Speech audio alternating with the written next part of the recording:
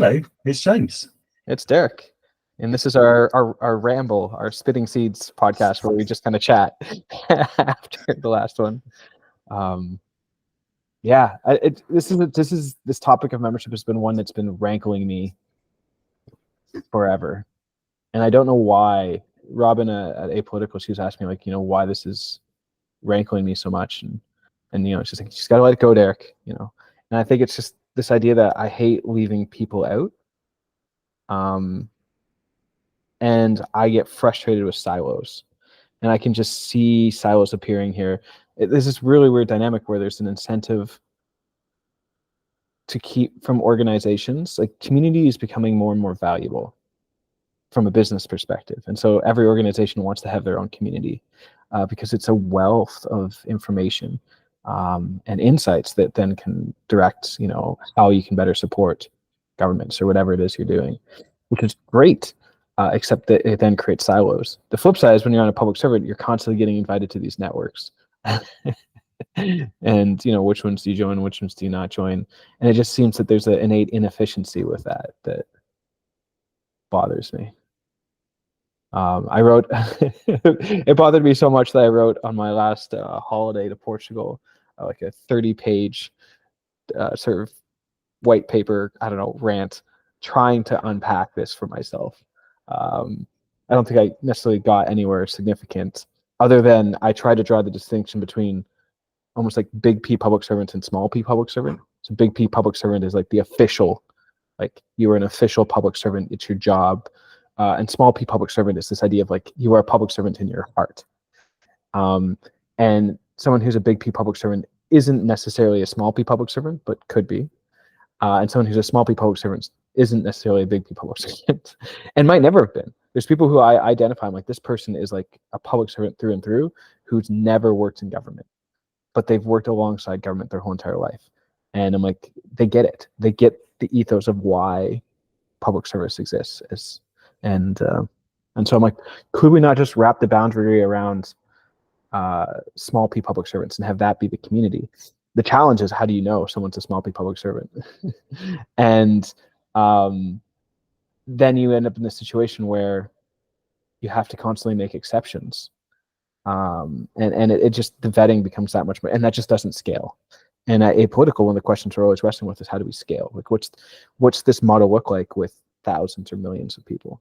And their exceptions become really hard. Anyways, that's why this topic's been it's been on my mind. So thank you, James, for creating space for us to have this conversation. It's interesting. The more we talk, the more I realize, well, what is the outcome that we're trying to reach for the community? And for me, quite often it comes down to like quality engagement, like quality interactions. Like, somebody will make a point or ask a question, and a bunch of other people will come in and offer their opinion or offer facts or evidence, and so it feels like an outcome for me for a good community is every point or question is answered or responded to, and people feel like they've learned something they've been able to share. And so then based on that, well, how do you set these kind of interlink sliders of definition criteria for membership and the kind of constraints, good or bad, that you're putting in terms of code of conduct and stuff, with also bearing in mind that you need some sort of active management of the community. So it needs to be someone's role to actually make sure the content is good, the right people are in there, the right platforms, the frequency of the activities, the program of events, all that kind of stuff. But it's the key thing is the people. It's like, do you have the right people in there that are going to ask the right questions, be able to answer those questions, signpost people to elsewhere? So yeah, I think that kind of membership criteria, the code of conduct, are really important. And code of conduct's like, there's plenty of open source versions of this that you can create. You don't have to like spend hours and days and ages creating one. You can just find an open source one and fine tune it to your needs, basically. It's the membership thing that's as you said, it can be the most contentious thing, particularly where there's different people in your organization that have a different point of view. And I think it's fine for them to have an initial stab at creating whatever the membership criteria are, but it should always be down to the membership itself to decide, do we agree with this? Do we want to change it? You know? Yeah. And like the really good example for both you and me is, you know, we've been in one team gov, we've been in cross-government communities, internal and external. And you and I are both no longer permanent public servants. And yet we have a very deep vested interest in making the public sector better. You know, and you can't make yourselves better by just talking internally. Yes, it definitely helps. It's good to know that the Treasury in the UK and the Treasury in Canada and how similar or different we work and how we can swap information. But also it's like, well, the taxpayers and, you know, and those, yes, civil servants, public servants will have to pay tax, but also you need to listen to the people outside of your community, of your organizations, that are going to give you completely different points of view. And that's why I prefer, it's communities somewhere in between the fully open and the fully closed model. Some that's got a nice balance, basically, of having the right people in there. Otherwise, you get too insular, or you get too big, and you get lost. You know, and you get swamped, or it dies, basically. So I think a good sort of on that sliding scale, somewhere a nice balance that meets the needs of your membership, basically. I mean, I would agree with you on that. I just think it's so challenging in practice. And part of it, I mean, one thing we do know is like at the center of it is public servants. So public servants are the yes, and then it's just how far beyond that do you stretch. And the thing that's interesting is even within the public service yourself, like public service itself, there's variation of opinion. Some public servants are much more sort of cautious and want it to be just public servants, and other public servants are just really eager to engage with people on the margins. They're eager to engage with academics. They're eager to, and are much more open about these things. So even it's not like it's uniform. And this is the thing: you go to the community, but the community is not uniform on this either. This is this is why we're still having this debate years later. Like, I mean, I've been in this space now for over a decade, and 10 years ago, I remember having this discussion with people. This isn't a new conversation. It's an ongoing debate about where do you set the boundaries. I don't know. My fear is that we hold ourselves back by being too cautious. The flip side is if you get it wrong, it really undermines the trust in the community. And so I think there's a tendency to start more conservative, and then it's easier to invite people in than it is to kick people out. And less messy. So yeah, I think a lot of people start there. And if you're going to have membership criteria and codes of conduct, you do need to be prepared to kick people out as well. So, yeah, you know, if you're not prepared to do that, then why do either, really? And it's interesting, this concept of the safe space. Like, if you take the cross-government Slack, which was started by the Government Digital Service in the UK, and then like it was people from across the civil service who were working on digital data and technology can join, and then it was across the whole of the public sector. And I don't know if it's international or not, or if you just need to have a UK email address, but basically anybody that's in the community can invite anybody else, and then it's just down to the admins to decide whether or not. But there's now, like, last time I was in there, there's like 25,000 members, maybe 10-15% of which are active on a daily basis, which is a huge number of people, and it's quite active. But I forgot what I was going to say there. But yes, my point was that because it was set up and it's run by the civil service, anybody can put in a freedom of information request for details of what's going on, either the names of the channels, the number of channels, the conversations. And so theoretically, you think it's a safe space, but publication X can come and figure out what you've been saying anyway. So it's kind of like, it's kind of a pretend safe space, you know. And quite often, if somebody says something contentious, like I posted a link to a BBC article when I was last in that group, and it was something that was kind of on the boundary of political and non-political. It was I think it was to do with lanyards, and the government at the time saying people shouldn't wear lanyards that promote equality, diversity, and inclusion, which of course is a contentious thing. So I just posted a link to this article on the BBC and said, I can see this is being discussed in public. I put this here for information, not for comment. And as soon as I did it, people were like putting like you can do the emoji reactions to Slack posts. People were doing the FOI, the custom FOI emoji. And so there were like 40 FOI reactions to this. And one of the admins came in and said, yes, James is right here. He's put it here just for information. If people start to comment on this, we will delete the comments. You know, and that falls. I don't even know if there is a code of conduct for it, but that's kind of like, it's almost like common sense. You know, you can't have political discussions in a non-political environment. So, no. I mean, that does open up a whole nother can of worms, which is like, what does it mean to be apolitical? And can you be apolitical as innately political beings? I think, yeah, but that's a whole nother can of worms. The interesting thing for me, like I remember having this discussion within apolitical, and another one that we haven't talked about yet is politicians. Do we have politicians in these communities? And again, if you have a more open community like One Team Gov, it's like, yeah, of course. But if you have a more closed government, and so one of the questions that's asked is like, okay, how do we create a safe space for public servants? And I'm like, okay, there are a couple ways to quickly shut down a conversation with public servants. One is throw in a journalist, but the other one is to throw in a politician. That's another way to really quickly, quiet the public servants in the room. And so we had this discussion of like, does it make sense to have politicians in these spaces? And the response was, well, of course, because one, their politicians are public servants, which is true.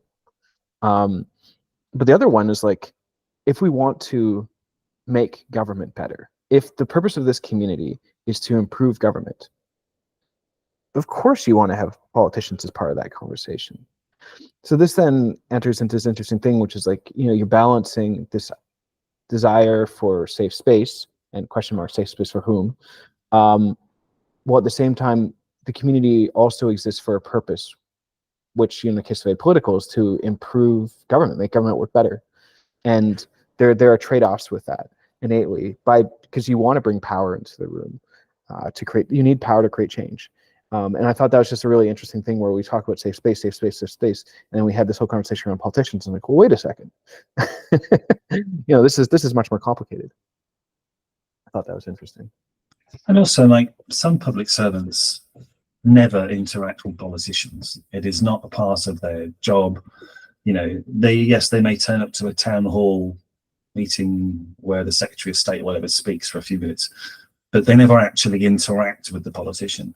And there are other, like my other half, who's a senior civil servant, spends a huge amount of her time in discussion with politicians or special advisors, or other parts of government and their politicians, and so she needs to be very adept at understanding how to have those conversations, and prepare for those conversations.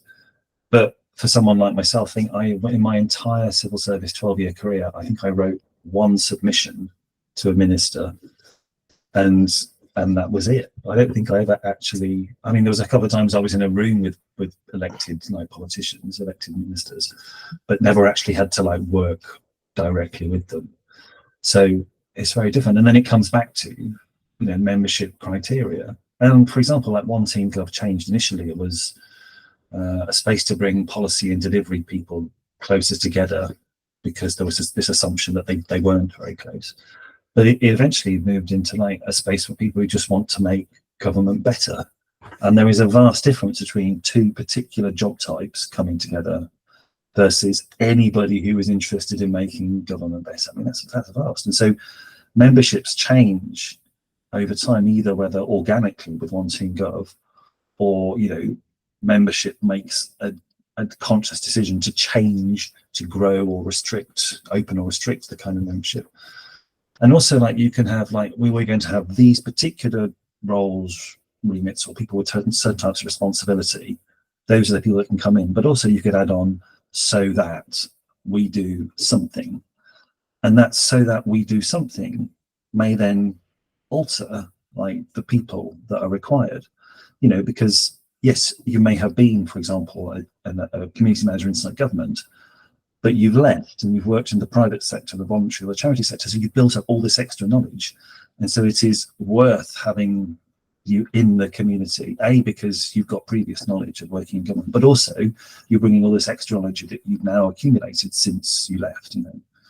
So yeah, it's a balance. But like I say, for me, it always comes down to what are the outcomes you're trying to actually achieve, whether it's like really good, engaging conversations.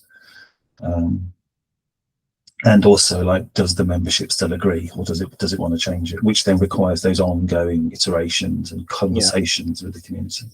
Well, and this is for me, like, I've been pushing apolitical on this idea of like being more open to people outside of government, because I think they're going to be the most active members of our community, and they're going to bring in some of the most rich insights and ideas.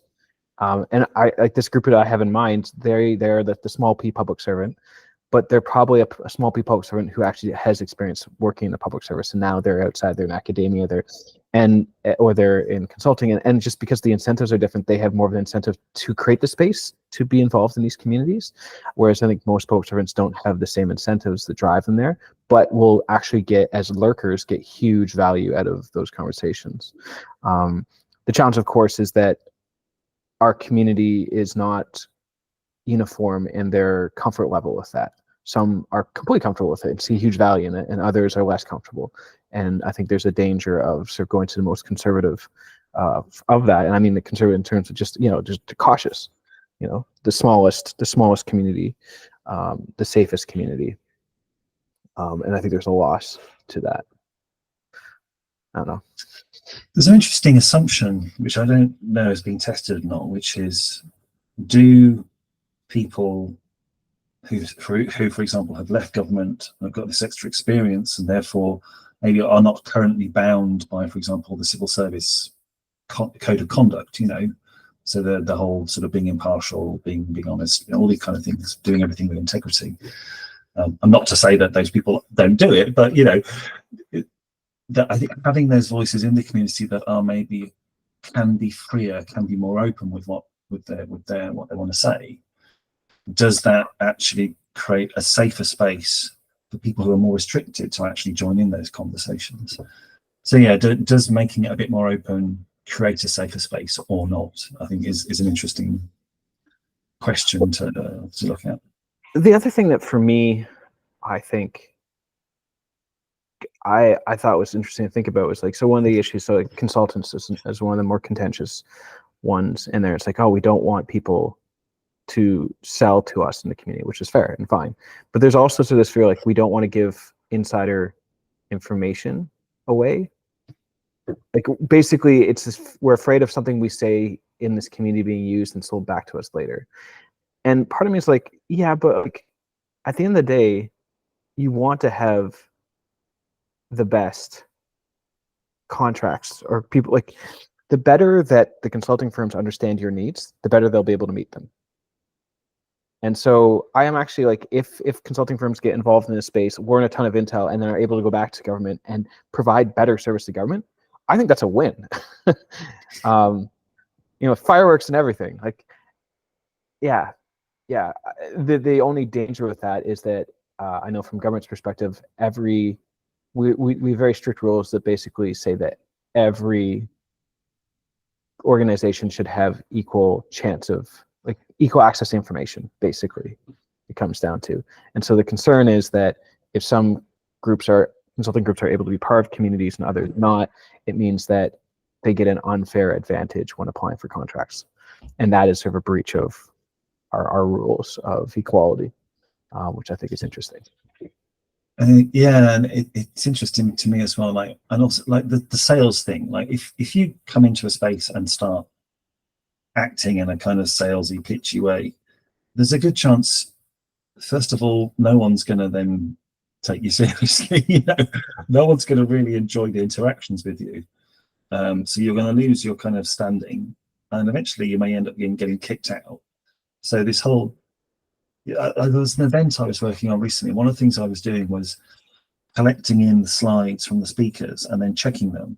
And I kept making the points to the lead organizer, like, it's very, very unlikely this is going to happen. So the effort we're putting into doing this is going to be quite wasteful.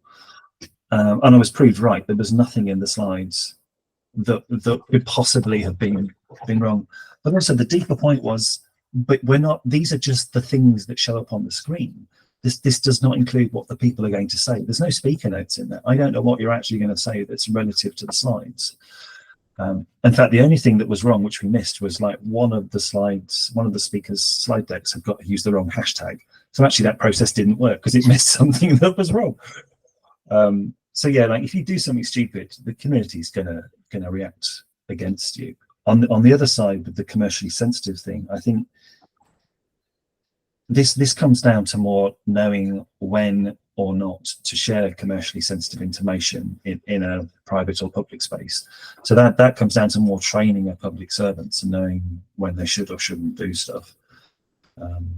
But yeah, I agree. Like, you need to create spaces where everybody interested in making the thing should be free to share, and that does happen across government.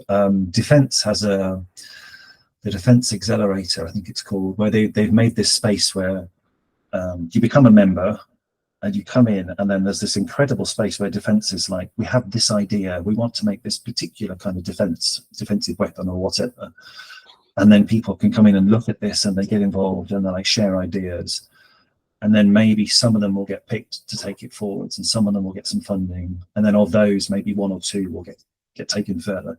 So you have this interest. The spaces be created in which, you know, so that you're incentivized to share and to do stuff, and out of that you may get some seed funding, and then out of that you may get like a proper contract and stuff. So yeah, but creating the right space. It's also kind of, but there's a gray area. Like, it's not that, like, it's not simple and black and white. And what I mean by that is that if you believe in what you're doing, like, say, like, we're having a discussion about what's the best way, what are some ideas of how to approach problem X?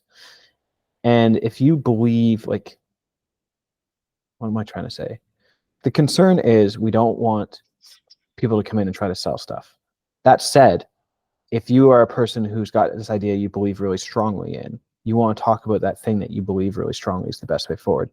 What happens if that is also your business? Which makes sense. If it's something you believe in and you're able to turn into a livelihood, that's a good thing. To see what I mean? Like, it also becomes kind of like, is that selling? It's like, no, I believe this is this thing that we are doing at company X. We believe this is the best way forward, and we're not putting forward being like, buy our thing. We're putting it forward saying we think this is the best idea. How does that, like, that also becomes a bit of a gray area? Yeah, I've met suppliers while I was working in government that did that. I met them, and the best ones, they're asking, well, what are your priorities? Like, what are you trying to achieve? Because, you know, I believe in, and, you know, and then from that conversation then comes like, well, here's something I think will help. And I remember there was one supplier who came up and they were basically just like, this thing we do is awesome, and they were just like, broadcast, and it was just so overwhelming and so not useful. So I think there is a kind of skill where you know that there is something that could answer the question, to kind of leading people to it, not just saying here it is, you know, through asking questions and stuff. And, you know, that is not saleable, it's pitchy. That is, have you thought about this? Well, what do you actually really care about? You know, as opposed to buy product X, yay, you know, that. Right, but I guess like online communities, for example. So a common thing in online communities is to be like, hey, I've got this problem. Who's seen solutions to it? And then people share solutions. And if solutions come from public servants, other public servant teams around the world, that's great. But what happens if the solutions come from consulting firms on stuff that they've done? So governments is stuff that they've done. Like, we did this thing, it worked really well. It's like, oh, awesome, sweet. We'll learn from that. We'll try to pick that up and adopt it. But if you're a consultant being like, hey, we did this thing as well, it's different, because with governments, you're not going to pay that government to do the thing for you. You might try to lift and shift it, but you're not going to pay them to do it. Whereas with a consultant, you could pay them to do it. You see, I just, my point is there's a gray area there. which is interesting to think about. There's a brilliant lady, I think her name is Serena Snood, who's kind of a master of moderation. So it'd be interesting to get her to come and talk about like how she does that, and then also the kind of the rules or the guardrails that she sets around the moderation, such as like code of conducts and membership criteria and stuff. Yeah, it's a detailed conversation. And actually, I remember there's a famous community person called Richard Millington, and I was at a thing last year and was asking him, like, if you had to pick one thing that we do in the community profession to work on as an open standard first, what would it be? And he said moderation, which was really interesting. So yeah, I think there's a deeper conversation to have with maybe bring a few people on and get them to talk. We should. We haven't talked about having guests on our podcast. We should totally do that. I'd be up for that. Yeah, totally. Well, I need to jump into my next thing. So James, thank you Me so too. much. I need to start getting ready for vacation. That's right. Oh, I'm so jealous. Well, I'll be following you soon enough. But as always, great to see you, James. And thank you to whoever decides to listen to this. Likewise. See you later. Cheers.